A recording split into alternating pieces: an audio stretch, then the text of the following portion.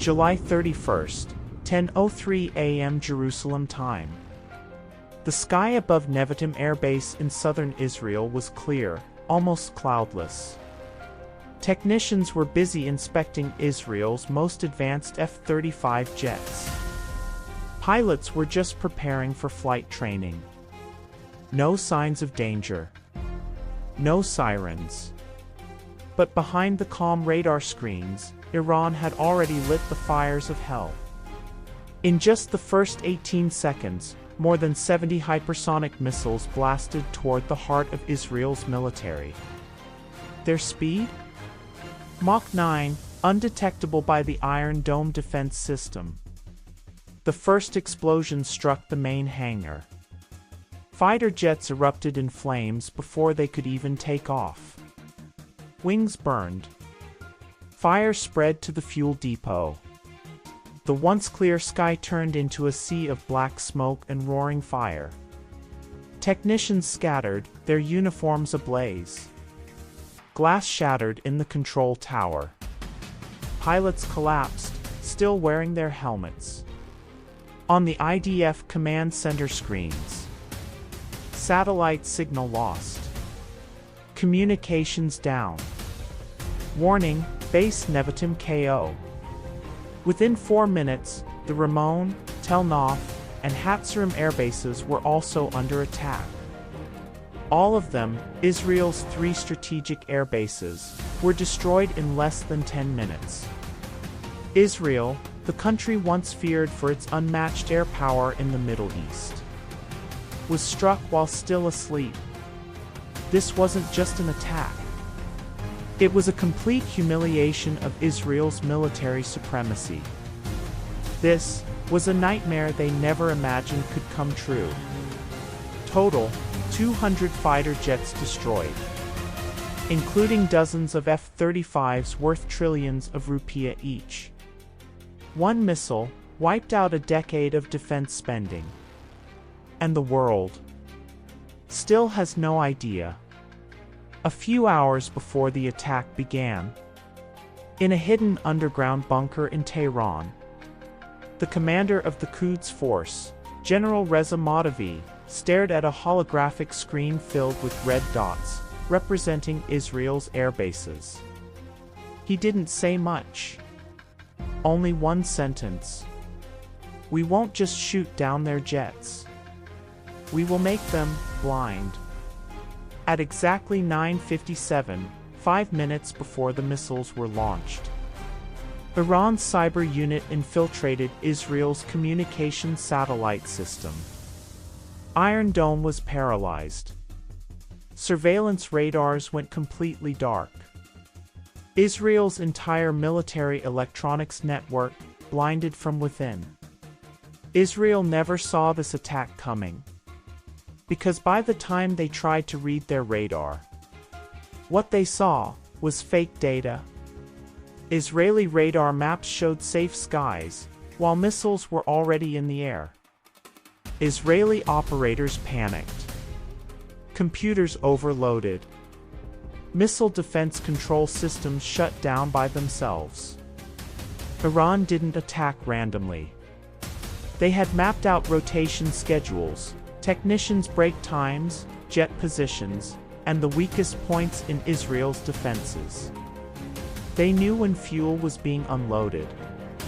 They knew how many jets were in each hangar. They knew which pilots were on duty. This wasn't an air war. It was the assassination of a defense system with the precision of a surgeon. In his national broadcast, Iran's defense minister declared, "We don't need to step into Israeli territory to bring them to their knees. We only need to touch their heart and let them bleed on their own."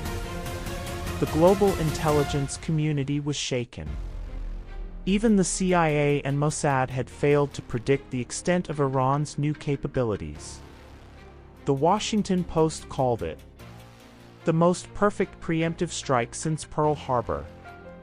Israel's losses: 200 fighter jets, completely destroyed.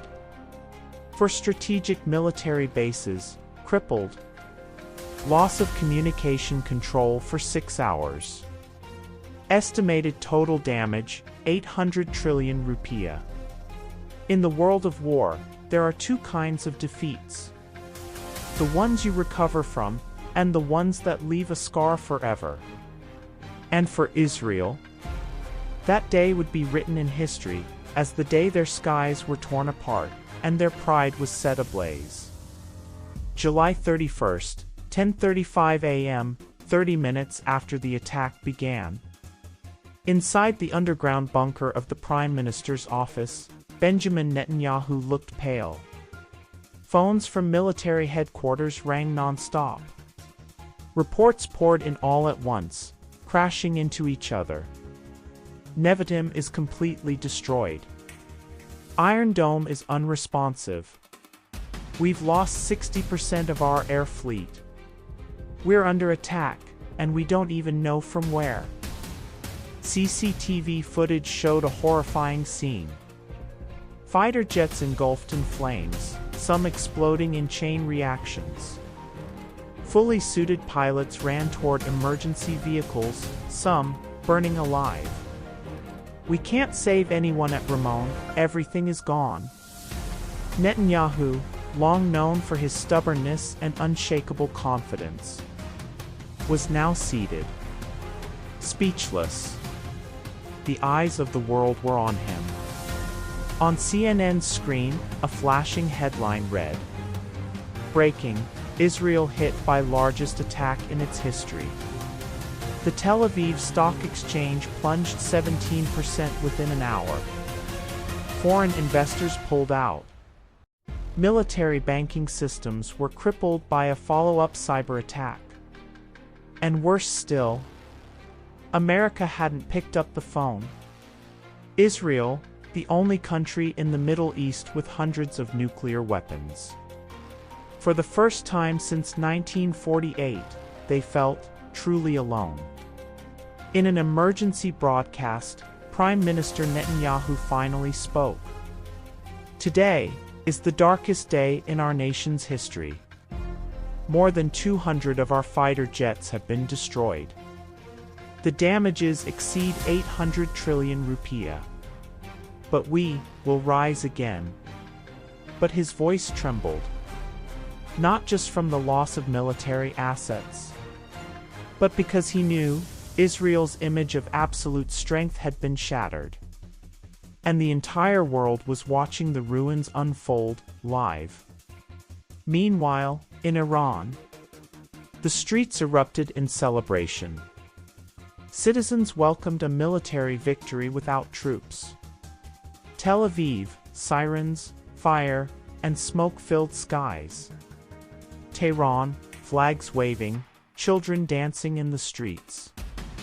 The Arab world, some rejoicing, others silent with unreadable eyes. The Israeli Prime Minister now faced two choices: retaliate and risk starting a world war, hold back and appear weak to his people and the world. Sometimes, a nation doesn't fall because of war, but because it no longer knows who its friends are and who its enemies truly are. July 31st, 11:40 p.m., 13 hours after the Iranian strike. The world had not gone to sleep. The entire planet stayed awake, waiting for Israel's next move. At an Israeli military base in the Negev desert, the lights were fully lit. Jericho missiles were being loaded into underground launchers. Combat drones were lined up on the runway. On the control system screen, target acquired, Tehran, Natanz, Bandar Abbas. Meanwhile, 12 Israeli nuclear submarines, known as the Ghosts of the Sea, had reportedly vanished from radar. Netanyahu sat once again in the war room, eyes bloodshot, voice heavy. If the world won't stand with us, then we will stand alone. A red button glowed before him. With one press, it wouldn't just be retaliation. It would be a spark toward World War III. United States Washington, United Kingdom London, China Beijing, Russia Moscow, all held emergency meetings. No one was prepared if Israel chose to go nuclear. But the issue wasn't just nuclear weapons. The issue was this: Israel's pride had been trampled. And a humiliated nation is more dangerous than a wounded one. Iran issued an open message to the UN. We are not seeking war. But if Israel launches even one missile onto our soil, we will shut down the Strait of Hormuz. And the world will run out of oil within 48 hours. Tensions soared. Global markets trembled. Oil prices surged 200%. Stock markets around the world crashed simultaneously. NATO went on high alert in the eastern Mediterranean. The button for world war is no longer in America's hand. Not in Russia's either. But in the hand of a small nation that feels the whole world is letting it bleed.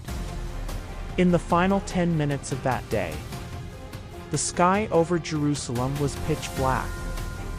But the people knew it wasn't just another night. It was the night before the storm. Will Israel press the button of vengeance? Is the world ready for the consequences? Or is this just the beginning of the end of the old global order? And as the entire world prays that tomorrow doesn't bring fire. In a Tel Aviv bunker, a leader stands one step away from igniting it.